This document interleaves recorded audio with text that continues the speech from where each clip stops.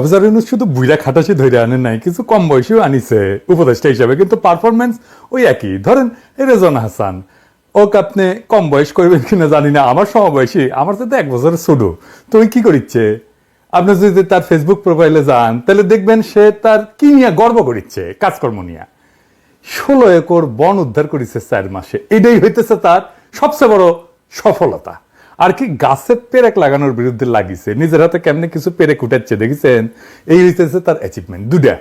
আর Rezwana plus polythene দিয়া গুগলে search দিলে দেখবেন খালি পলিথিন নিয়ে বাক্য যারা, ও কিছু কবে পারি না, করলেই খালি ফ্যাস ফ্যাস করে কান, আর আমার নামে বিচার দেয় এর ওর কাছে। পরিবেশ মন্ত্রণালয়ের দায়িত্বে যে থাকবে সে তো সারাক্ষণ দৌড়ে বেড়াবে।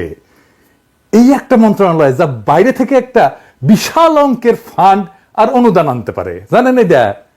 বাংলাদেশের জাতীয় বাজেটের প্রায় 7 থেকে 8% অর্থায়ন এই পরিবেশ মন্ত্রণালয় করতে পারে। ওর দম ফেলানোর টাইম পাওয়ার কথা না, সে নিজের কাজটা করে না, কিন্তু অন্য সব কাজ করে বেড়ায়। ফরেন সার্ভিস একাডেমিতে যায় সাংবাদিকদের ব্রিফ করে, যেটা ওর কাজ না। সরকারের পলিসি ইস্যুতে কথা বলে, সেমিনারে যায়, মিডিয়া যায়, শুধু নিজের কামে লবরঙ্কা। নদী উদ্ধার করতে পারবে না দেখেন এই সময়ের মধ্যে কইছে। আবার জানাইছে তালিকা হইতেছে নদী খেকোদের।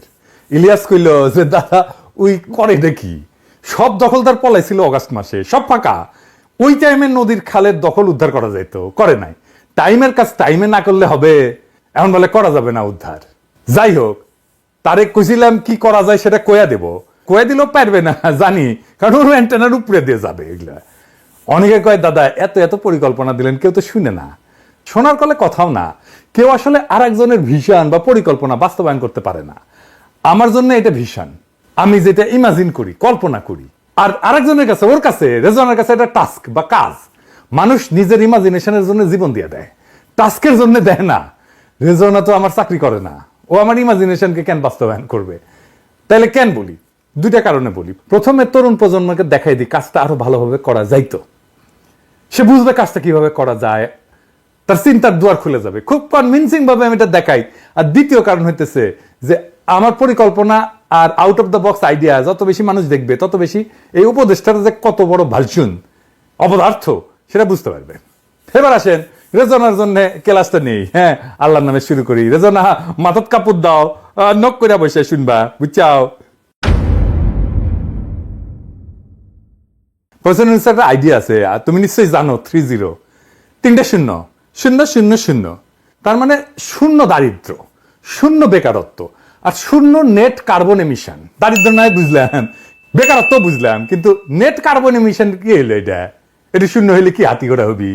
কয়লা, তেল, গ্যাস ইত্যাদি পুরাই যে বিদ্যুৎ উৎপাদন করা হয়, গাড়ি চালানো হয়, কলকারখানা চালানো হয়, আর বনভূমি ধ্বংস করা হয়, এই যে থেকে কার্বন নিঃসরণ বাড়ে।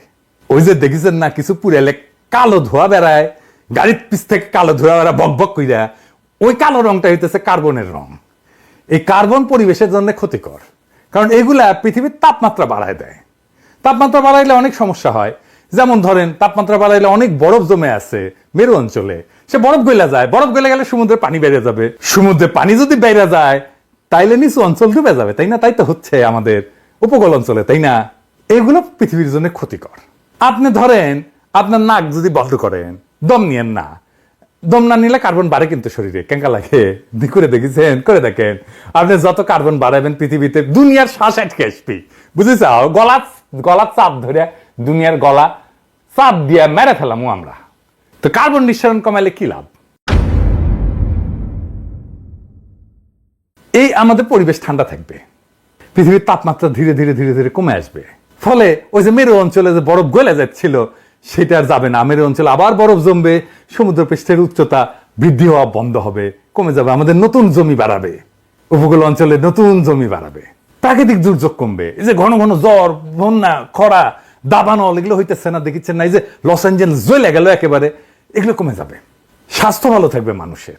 কম কার্বন নিঃসরণ মানে কম বায়ু দূষণ, ফলে শ্বাসকষ্ট হবে না, অ্যাজমা হবে না, হৃদরোগ হবে না, ক্যান্সার হবে না, এগুলো কমে আসবে।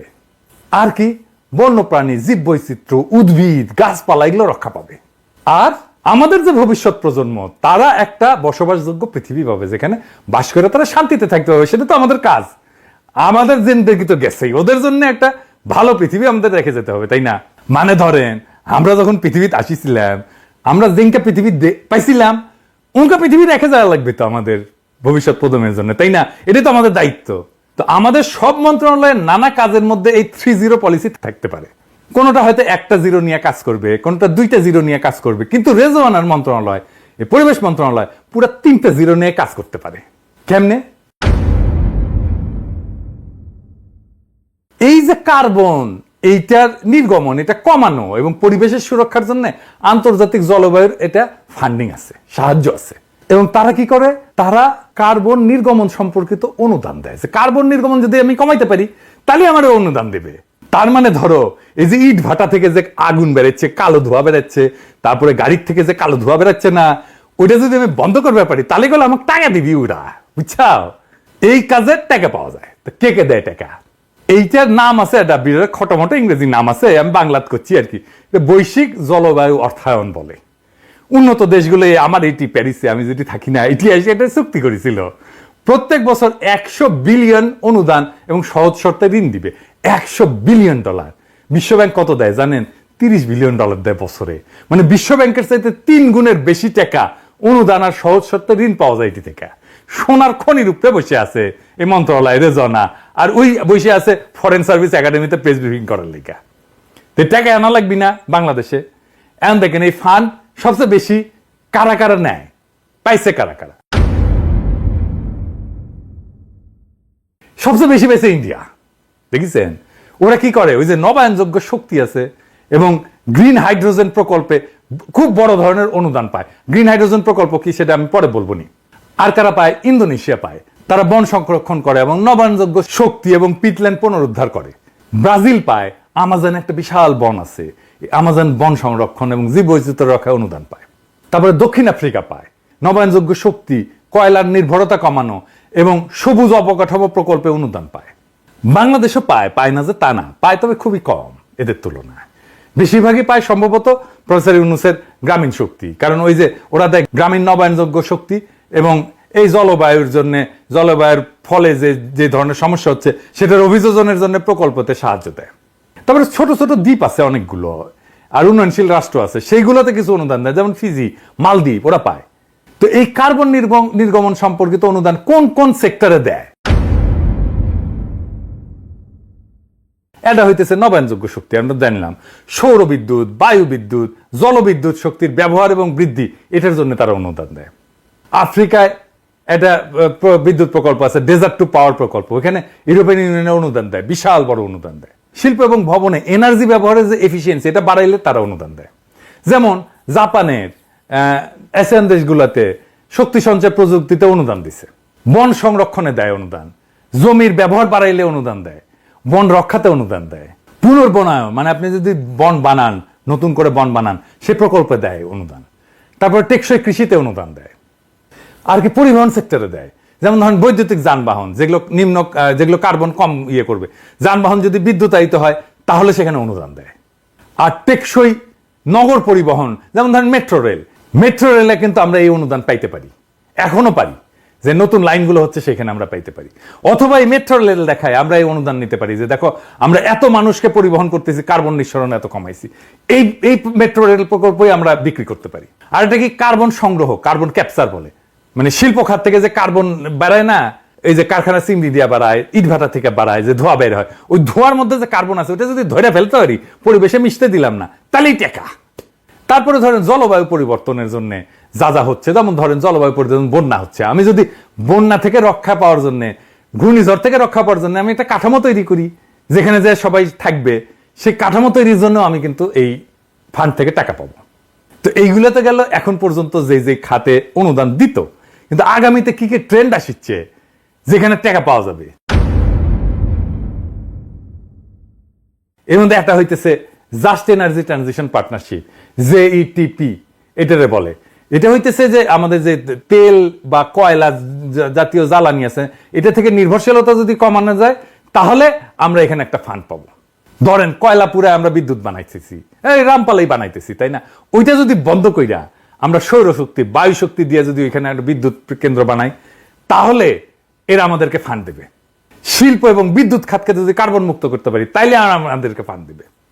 আর এটা বলে যে ব্লেন্ডেড ফাইন্যান্স, মানে অনুদানের সাথে ব্যক্তিগত বিনিয়োগ মিলায় বৃহৎ প্রকল্প বাস্তবায়ন, মানে এইটা কিন্তু কোনো প্রাইভেট অর্গানাইজেশনও নিতে পারে।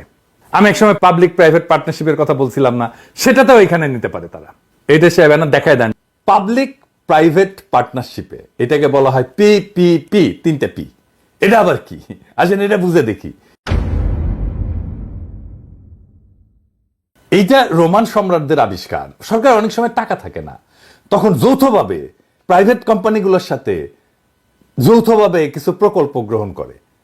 তো এটা রোমান সম্রাটরা শুরু করে। ধরেন একটা ব্রিজ দরকার, সম্রাটের টাকা নাই বা রাজকোষের টাকা খরচা করবে না, সে বলতো ব্যবসায়ীদের যে এই তোমরা যে চাও এইটা ডিজাইন করে দিলাম, এই ডিজাইনে ব্রিজ তৈরি করতে পারো, 10 বছর এই রেটে টোল নিলে তোমার খরচা উঠে যাবে, আমি তোমাকে 20 বছর টোল তুলতে দেব, তারপরে এই ব্রিজের মালিকানা তুমি সম্রাটের হাতে তুলে দিবা। ব্যবসায়ী তার লাভ পাইলো, সরকার একটা সম্পদ পাইলো, মানুষের একটা সমস্যা মিটলো ইমিডিয়েটলি। এই প্রজেক্টগুলো হবে সবগুলো প্রাইভেট পাবলিক পার্টনারশিপে। আর এটা কি গ্রিন হাইড্রোজেন, এটা কিন্তু ইন্ডিয়া নেয়। হাইড্রোজেন খুবই পরিচ্ছন্ন জ্বালানির উৎস। হাইড্রোজেনকে যদি জ্বালানি হিসেবে আমরা ব্যবহার করতে পারি, সেইখানে পুরো অনুদান দেবে ইন্ডিয়া। প্রচুর টাকা নিয়ে যায় এখান থেকে, সবচেয়ে বেশি টাকা ইন্ডিয়া এখান থেকে পায়। তারপরে ধরেন প্রকৃতি কিন্তু কার্বন ক্যাপচার করে।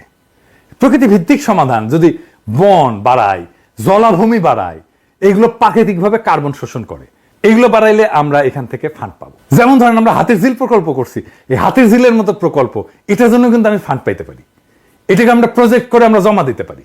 তো বাংলাদেশ এখন কোথায় কোথায় থেকে কার্বন ফান্ড পাইতে পারে এবং সম্ভাব্য সর্বোচ্চ ফান্ডের সুযোগ কোথায় আছে, আসেন এটা নিয়ে একটু আলাপ করি।